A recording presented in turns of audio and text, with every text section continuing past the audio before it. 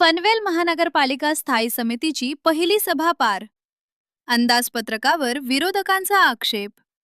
नमस्कार, आपण पाहत आहात 4K डिजिटल न्यूज चॅनल. 2026च्या निवडणुकांनंतर पनवेल महानगरपालिकेच्या स्थायी समितीची पहिली सभा आज वासुदेव बळवंत फडके सभागृहात पार पडली. या सभेचे अध्यक्षस्थान स्थायी समितीचे अध्यक्ष बबनदादा मुकादम यांनी भूषवले. सभेदरम्यान पालिकेच्या तात्पुरत्या खर्चासाठीचे अंदाजपत्रक सादर करण्यात आले. मात्र या अंदाजपत्रकातील काही तरतुदींवर विरोधी पक्षाने तीव्र आक्षेप नोंदवला. विरोधी पक्षनेते अरविंद म्हात्रे तसेच महाविकास आघाडीच्या सदस्यांनी विविध मुद्द्यांवर नाराजी व्यक्त करत काही प्रस्तावांना विरोध दर्शवला. सभेनंतर विरोधी पक्षनेते अरविंद म्हात्रे यांनी आपल्या दालनात पत्रकार परिषद घेऊन सभागृहात घडलेल्या घटनांची सविस्तर माहिती दिली. त्यांनी ज्या मुद्द्यांवर आक्षेप घेतला त्याबाबतही भूमिका स्पष्ट केली. या पत्रकार परिषदेस महाविकास आघाडीचे नगरसेवक हरेश केणी, तुषार पाटील आणि प्रिया सुनील गोवारी उपस्थित होते. त्यांनीही पत्रकारांनी विचारलेल्या प्रश्नांना उत्तरं देत आपली भूमिका मांडली. दरम्यान स्थायी समितीच्या पहिल्याच सभेत झालेल्या या घडामोडींमुळे पुढील काळात पालिकेच्या कारभारात राजकीय वाद अधिक तीव्र होण्याची शक्यता व्यक्त केली जात आहे. धन्यवाद. पनवेल महानगरपालिकेची पहिली स्थायी समिती सभा झाली. त्याच्यामध्ये 4,853 कोटी रुपयाचं आज प्राथमिक बजेट पास केलं आणि या बजेट पास करताना सर्वांनी सहमती दाखवली आणि आम्ही त्यांच्याकडनं वेळ मागितलं.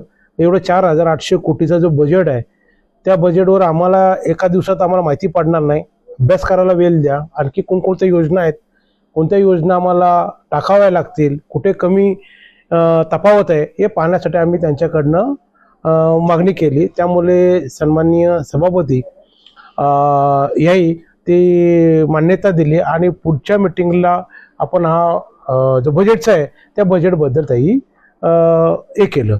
दुसरा मुद्दा, परत अर्ध्या तासानंतर दुसरी स्थायी समितीची सभा झाली आणि त्या स्थायी समितीच्या सभेमध्ये जवळजवळ 7 प्रश्न स्थायी समितीमध्ये मांडले होते.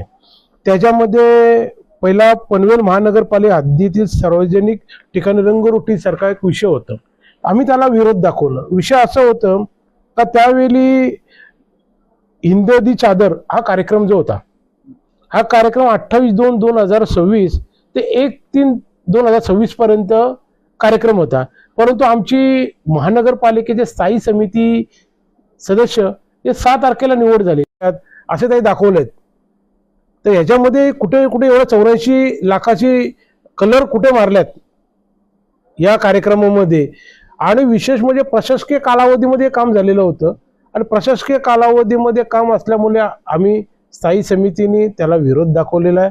दुसरा प्रश्न होता पनवेल महानगरपालिकेमध्ये समजा ते संगणक नेटवर्क वगैरे दुरुस्तीचं हे होतं, त्यालाही आम्ही सांगितलं तर त्याला आम्ही मान्यता दिली.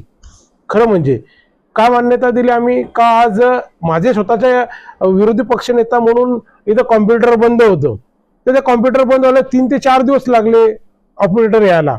म्हणून त्याला आम्ही मान्यता दिली की जेणेकरून लवकरात लवकर ह्या सुविधा ज्या आहेत, आता मार्च एंडिंग आलेलं आहे, टॅक्ससाठी लोकांना नेटवर्कचा प्रॉब्लेम होऊ नये, कुठं संगणकाचा प्रॉब्लेम होऊ नये अधिकाऱ्यांना, म्हणून याला आम्ही एक मान्यता दिली होती. मग सत्ताधाऱ्यांनी याला विरोध दाखवलं, त्यांचा म्हणून आम्हाला अभ्यास करायला पाहिजे, त्यामुळे त्यांनी ते वेळ घेतलं. आणि तिसरा विषय फार महत्त्वाचा होता का विविध विभागात मागणी भाडे तत्वावर उपलब्ध करून देण्यात आलेल्या जागेचा भाडेपट्टा मुदत देण्याबाबत. याच्यामध्ये काय होतं का आता पनवेल महानगरपालिकेने मालमत्ता कर जे घेतात त्याच्यासाठी कॉन्ट्रॅक्ट बेसवर जे अधिकारी ठेवलेले आहेत ते एका याच्यामध्ये आता 7 ठिकाणी त्यांनी त्याच्या भाड्याची जागा घेतलेल्या होत्या आणि भाड्याची जागा घेतल्या कारणाने तिथेच आता आम्ही स्वतः 2 दिवसापूर्वी खारघर प्रभाग समिती अ मध्ये फेरी मारली. एवढा मोठा प्रशस्त प्रभाग समितीचं ऑफिस बनवलेलं आहे. इथे 3 ते 4 अधिकारी येऊन बसतील. त्याच्यासाठी तुम्हाला विनाकारण दर महिन्याला जवळजवळ 4.5 लाख रुपये घालवायची गरज नाही भाडा. पुन्हा नावडा वसाहतीमध्ये फर्स्ट फ्लोअरला ते गाळा घेतले, तिथे कोण येतच नाहीत. काय जमेल प्रत्येक ठिकाणी जर पाहिलं असं, पुन्हा कामोट्याला आम्ही वॉर्ड ऑफिस बनवलेलं आहे, कामोट्याला बसू शकतात. आणि लोक किती बसतात? 4 ते 5 लोक बसलेले असतात. म्हणजे 5 ते 4-5 लोकांसाठी प्रत्येक वॉर्ड ऑफिसरला ऍडजस्ट होऊ शकतो. आणि वास्तविक कॉन्ट्रॅक्ट बेसची लोक आलं लक्षात. आणि याच्यासाठी किती करणार होते? 1,80,00,000 महानगरपालिकेचे घालवणार होते. म्हणून आम्ही याला विरोध केला की याला हे अशा पद्धतीने 1,80,00,000 करदात्यांचे जाता कामा नये, म्हणून आम्ही त्या भूमिकेला राहिलो आणि हा विषय स्थगित करण्यात आला. आणि दुसरा महत्वाचा विषय होता का पनवेल महानगरपालिका कोयनावेल ते घोट गावातील याचं रोडवर केलेलं एक्सेस शेविंग बद्दल होतो विषय. आणि 5वा विषय त्याच्याबद्दल आमचे हरीश किनीजी बोलतीलच बाकीच्या टेंडर संदर्भात सुद्धा. आणि करवल्याचं एक टेंडर होतं, तर करवल्याच्या टेंडरच्या याच्यामध्ये गावामध्ये जी पायाभूत सुविधा जी होती, या पायाभूत सुविधेला मान्यता द्यावी म्हणून आमचं मत होतं. कारण प्रचंड तो गाव जर तुम्ही पाहिलं का त्या गावामधून जाताना एकच वाहन जातोय अशी परिस्थिती होती. त्यावेळी सुद्धा सत्ताधारी त्याला स्थगिती दिली. त्यांचं म्हणणं आम्हाला पाहायचं आहे त्या टेंडरमध्ये किंवा त्या कामामध्ये पाहिजे नक्की काय आवश्यकता आहे, म्हणून त्यांनी त्याला स्थगिती दिली. पण आमचं त्याला मान्यता होती. दुसऱ्या गोष्ट तर सर्वात महत्वाचा म्हणजे हा अतिक्रमणाचा विषय होता. याच्यामध्ये 111 कामगारांची मुदतवाढ देण्याचं काम होतं. आणि हे कधी फक्त 2.5 महिन्यासाठी 4.5 कोटी रुपये 4.5 कोटी रुपये खर्च करणार आहे. मी त्यांना एकच प्रश्न विचारला, त्यांना एवढे JCB मागितल्यात, एवढ्या कामगारांची त्यांना मुदत वाढ मागितलेली आहे, परंतु हे करत असताना तुम्हाला अशा किती तक्रारी आलेल्या आहेत? 2.5 महिन्यासाठी 4.5 कोटी रुपये आपल्याला खर्च करायचे आहेत. 2.5 महिन्यासाठी आपल्याला किती तक्रारी आलेल्या आहेत? आणि पूर्वी हा कॉन्ट्रॅक्ट जवळजवळ 14 कोटी आम्ही 27 कोटीचा टेंडर हा दिलेला होता. 27 कोटीमध्ये किती एवढे अतिक्रमण काढले तुम्ही? किती पोलीस कंप्लेंट झाल्या होत्या तुमच्याकडे? या अशा प्रकारे मी त्यांना माहिती विचारली. त्यांच्याकडे देण्यासारखी माहिती अजिबात उपलब्ध नव्हती. ते बोलले आम्ही हे पूर्णतः हे करून तुम्हाला माहिती देतो. पुन्हा आता तुम्हाला जी पाहिजे 2.5 महिन्यासाठी वाढवून पाहिजेत तुम्हाला, मग हे कुठे कुठे अतिक्रमण काढणार आहेत आणि कोणत्या भागात अतिक्रमण आहेत याची सखोल आम्ही माहिती विचारली. त्यांच्याकडे ते बिलकुल नव्हतं. ते फक्त सांगितलं कालच आम्हाला सत्ताधारी नगरसेवकांनी पत्र दिलेले आहेत, हे अतिक्रमण काढायचे आहेत, एवढे कामगार पाहिजेत, एवढे हे पाहिजे. आम्ही सांगितलं विरोध केलं. जनतेची सुद्धा काय मागणी आहेत, कुठे कुठे अतिक्रमण आहेत. कारण त्यांना एक खारघरचं उदाहरण दिलं मी. जर तुम्ही एवढे 24 कोटी रुपये खर्च करतात, आज खारघर सारख्या शहरामध्ये जर फुटपाथवर आपण पाहिलं प्रचंड प्रमाणात बॅनर लागलेले आहेत. म्हणजे खारघर हा शहर 21व्या शतकातला शहर आपण बोलतोय. या शहरामध्ये फुटपाथावर म्हणजे आज ट्रॅफिकचा पुन्हा वाहतूक करणाऱ्या जे नागरिक आहेत त्याला प्रचंड हा त्रास होता. अशा अनेक कंप्लेंटी एक विरोधी पक्ष नेता म्हणून माझ्याकडे आलेल्या होत्या. आणि हे तोडण्यात तुम्हाला वेळ नाही का मिळत? हे का काढले नाहीत? तर त्यांना याचं उत्तर काही देता आले नाहीत. या पद्धतीने जो 4 कोटी रुपये 2.5 महिन्यासाठी वाढत होते त्याला आम्ही विरोध केला आणि तो विषय स्थगित करण्यासाठी लावलं. 5वा सर्वात महत्वाचा विषय होता का पनवेल येथील जो करंजाडा म्हणजे पनवेलच्या बाजूने जो 506चा भूखंड आहे तिथून ते करंजाडा इथेशी मळनिसरण गाडी नदीवर पूल बांधण्यासाठी हा विषय होता.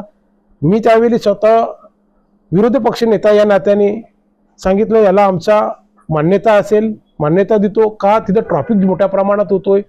आज जर आपण पाहिलं त्या भागामधून जर प्रवास करत असला तर प्रवास करत असताना जो मच्छी मार्केट आहे त्याच्यामुळे आणि उरण करणं येणारी ट्रॅफिक याच्यामुळे प्रचंड लोकांना त्रास भोगावा लागतो. तसंच सकाळ सकाळी आपण जर पाहिलं भाजी मार्केटमध्ये जाणाऱ्या लोकांची सुद्धा वाहतुकीची कोंडी होतोय. त्यामुळे हा जरी 35 कोटी रुपये जर महानगरपालिकेचे जात असतील तरी त्याला माझी संमती होती, म्हणून मी त्याच्यामध्ये संमती दाखवली का चांगला उद्देश ठेवून काम काढलेलं आहे या पद्धतीने. परंतु सत्ताधाऱ्यांनी विरोध केलं.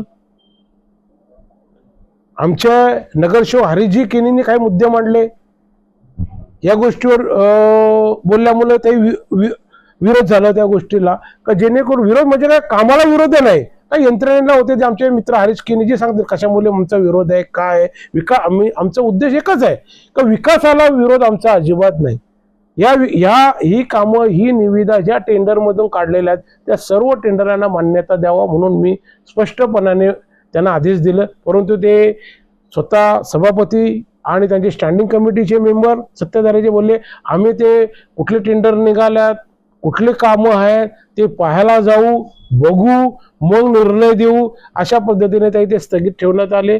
अशाप्रमाणे आजची स्थायी समितीची सभा, पहिली सभा ही मला वाटतं एकही विषय पास न होता आज महानगरपालिकेमधून सर्व विषय स्थगित ठेवण्यात आलेले आहेत. तर आम्ही त्यांना एकच प्रश्न विचारलं का हे स्थगित ठेवण्याचं होतं, सर्वच विषय जर स्थगित करायचे होते तर मग स्टँडिंग मीटिंग लावायची आवश्यकताच काय होती? लोकांचा वेळ जाणे, समोर पावसाला जवळ आलेला आहे, लोकांना महत्वाचा विषय याच्यामध्ये घ्यायला पाहिजे होता. पाण्याचा मोठाचा प्रश्न आहे, आज पाणी नाहीये पनवेलमध्ये, हा सर्वात महत्त्वाचा प्रश्न होता. हा विषय यासारखा स्टँडिंगमध्ये व्हायला पाहिजे होता. आमचे काय नियोजन आहेत, आम्ही काय खर्च करणार आहोत, किंवा तुम्ही टॅक्सचा विषय घ्यायला पाहिजे होता का अभय योजनासारखी आपण योजना करू का जेणेकरून आपल्याकडे जर ज्यावेळी अभय योजना महानगरपालिकेमध्ये आयुक्तांनी ठेवली त्यावेळी 300 कोटी ऐवजी 400 कोटी रुपये जमा झाले आपल्याकडे. आज जवळजवळ 2100 कोटी रुपये थकबाकी आपल्याकडे.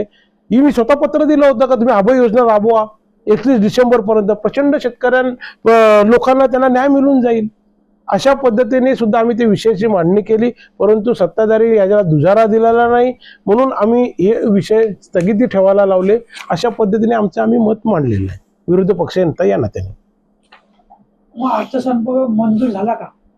अर्थसंकल्प मंजूर कधी होणार? ज्यावेळी आम्ही स्टडी करणार, आम्ही 8 दिवस मध्ये त्याच्यामध्ये वाचन करणार, पुन्हा त्याच्यामध्ये कोणकोणत्या योजना टाकणार, या सर्व गोष्टी झाल्यावर एक विशेष सभा घेतली जाणार.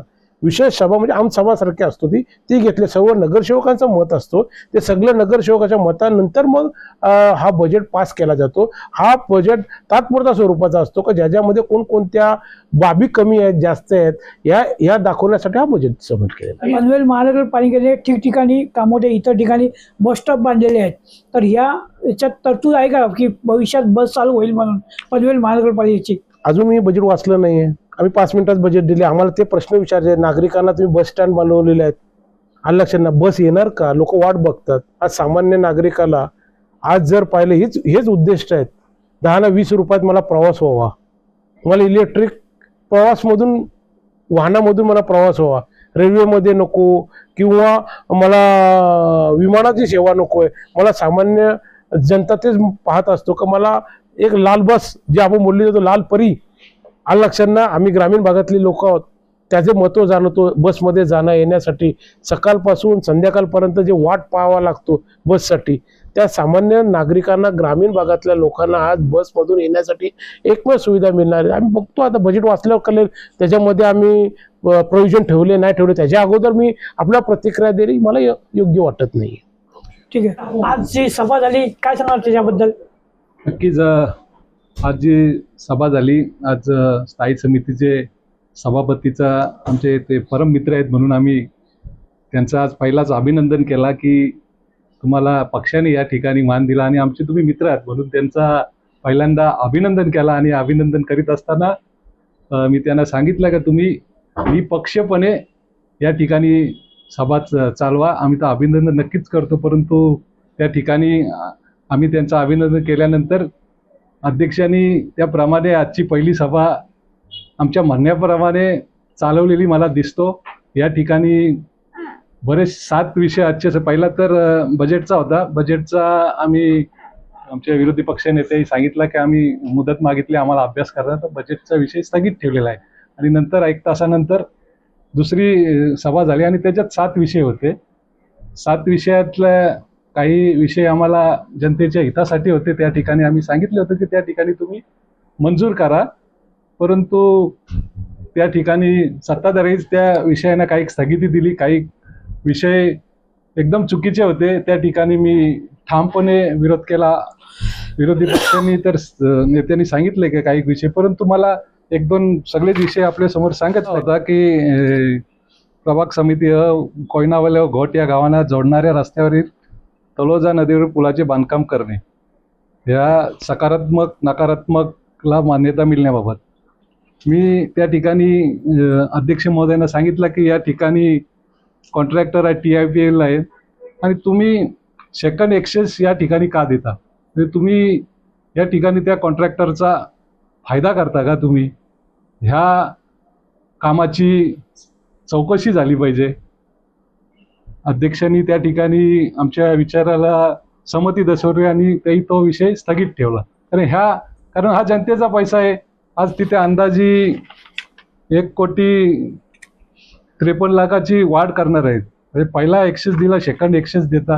ह्या कुठेतरी आम्हाला संशय निर्माण झाला. त्या ठिकाणी तुम्ही चौकशी करा. अध्यक्षांनी ती चौकशी करण्यासाठी हा स्थगित ठेवलेला विषय क्रमांक 7चा आहे की गाडी नदीवर पूल बांधणे. आम्हाला विकासाला विरोध नाही. हा विकास ट्रॉफिकची समस्या बरेचशा प्रमाणे कमी होईल. विरोधी पक्षांनी त्या ठिकाणी मान्यता दिलेली की त्या ठिकाणी मी माझी भूमिका स्पष्ट सांगितली की या ठिकाणी जी निविदा प्रक्रिया झाली ती मला चुकीची वाटतो. कारण या ठिकाणी जे कॉन्ट्रॅक्टर आलेत, मी ठाकूर इन्फ्रा प्रोजेक्ट प्रा लिमिटेड आणि मी JM म्हात्रे इन्फ्रा प्रा लिमिटेड, बरेचसे आपण बघायला असाल तर महापालिकेतील कामे ह्या 2 कॉन्ट्रॅक्टरलाच मिळतात. मग मी त्या ठिकाणी अध्यक्ष महोदयांना सांगितलं का तुम्ही ह्या कामांची चौकशी करा. कारण जे टेंडर हा जनतेचा पैसा आहे. हे टेंडर बनवताना का ह्या विशिष्ट कॉन्ट्रॅक्टरला तुम्ही फायदा देता का? ह्या अगोदरची मी महापालिकेत जी कामं झालीत त्या ठिकाणी काही ठिकाणी TIPL म्हणजे अभावनी, JM म्हात्रे, लोणी 2च कॉन्ट्रॅक्टर. मग ते मार्केटचे मी कलंबोली, कामोटा, पनवेलचे मार्केटचे उदाहरण दिले. आणखी बरीचशी कामं की आम्हाला माहिती नाही. तुम्ही हे 2च कॉन्ट्रॅक्टर का इलिजिबल होतात? तुम्ही यांच्यासाठीच हे कॉन्ट्रॅक्ट बनवता का? त्याचप्रमाणे अटी शर्ती टाकता का?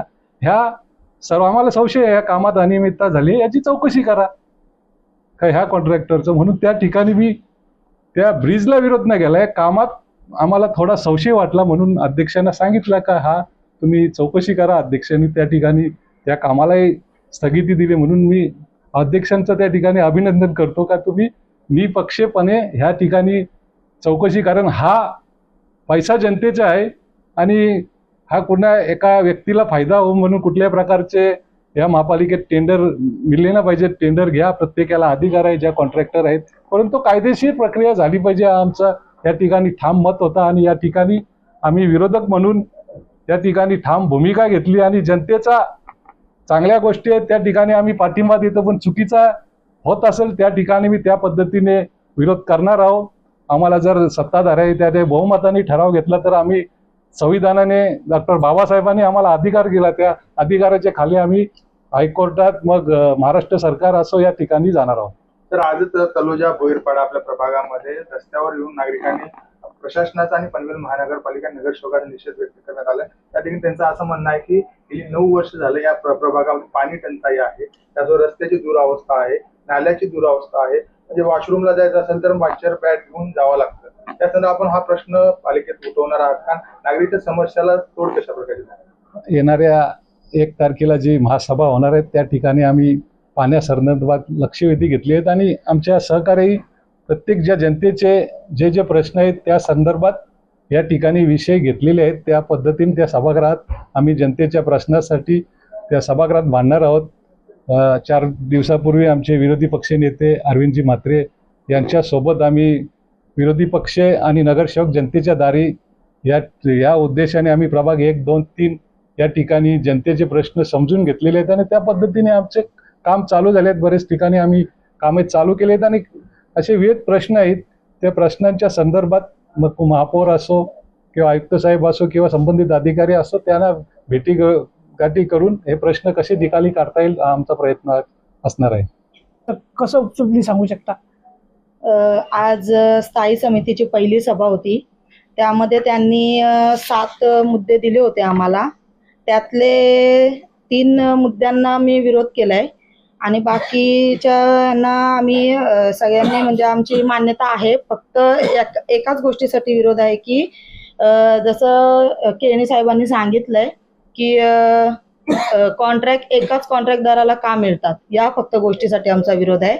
आणि बाकीचे जे 3 मुद्दे सांगायचे झाले तर एक आहे रंगरंगोटीचा, दुसरा आहे भाड्याने जे भाडेपट्टा जे जागा घेतलेल्या आहेत त्या विषयावरती एक माझा विरोध आहे की म्हणजे निवडणुकींमध्ये ज्या वॉर्ड घेतलेले होते ज्या वॉर्डचे उद्घाटन सुद्धा केलेले आहेत प्रदेशाध्यक्षांद्वारे, तर मग त्या इमारती कशासाठी बांधलेल्या आहेत, त्या इमारतींचा म्हणजे उपयोग काय? जर का महानगरपालिकेची कामं त्या इमारतीमध्ये जर का होतच नसतील, त्या व्यतिरिक्त तुम्हाला भाड्याने जागा घ्यायची जर का गरज असेल, तर मग एवढी मोठी इमारत बांधण्याची गरज काय? हा एक माझा मुद्दा होता. आणि अतिक्रमण हा एक विषय. अतिक्रमणामध्ये त्यांनी असं सांगितलंय की 111 जण म्हणजे तिथं कार्यरत आहेत, त्यांना अजून मुदत वाढून द्यायची आहे काम करणाऱ्यांना. तर तो एक माझा मुद्दा होता की अतिक्रमण मध्ये 111 जण आता तिथं जर का काम करत आहेत, या गोष्टीला जर का तुम्ही आधीच मान्यता दिली आहे, तर मग आमच्या निर्णयाची गरज काय? मग फक्त तुम्ही आम्हाला फॉर्मॅलिटी म्हणून इथं बोलवलं का? हा एक माझा मुद्दा होता. बस एवढ्याच मुद्द्यांना मी विरोध केलाय. आणि बाकी तर आता पुढच्या सभेमध्ये समजेलच तुम्हाला, कारण सगळे विषय स्थगित ठेवलेत त्यांनी. तर पुढच्या सभेत बघू आता काय होतंय. मॅडम, सातत्याने कामोठे परिसरामध्ये आग लागल्यानंतर फायर ब्रिगेडची योजना नाहीये. सुनील गोवारे यांनी पाठपुरावा करून प्रशासनाला जाब विचारला होता की फायर ब्रिगेड व्यवस्था नाही. आग लागल्यानंतर 1 तास 1.5 तासानंतर फायर गाडी येते. नागरिकांना भयाल होता, दुकाने जळली जातात, एक मृत्यूदेह देखील झाला होता या प्रसंगी. आपण हा मुद्दा उचलणार आहात? हो, आता सभेमध्ये जसं आपल्याकडून होईल तसे आपण एक एक मुद्दे घेणारच आहोत. सुरुवात तर त्यांनी केलीच आहे, सुनील भाऊंनी, हे तर तुम्हाला माहितीच आहे. तर बघू आता जसं आपल्याला भेटेल करता येईल तसं आपण एक एक मुद्दा सभेमध्ये घेऊया.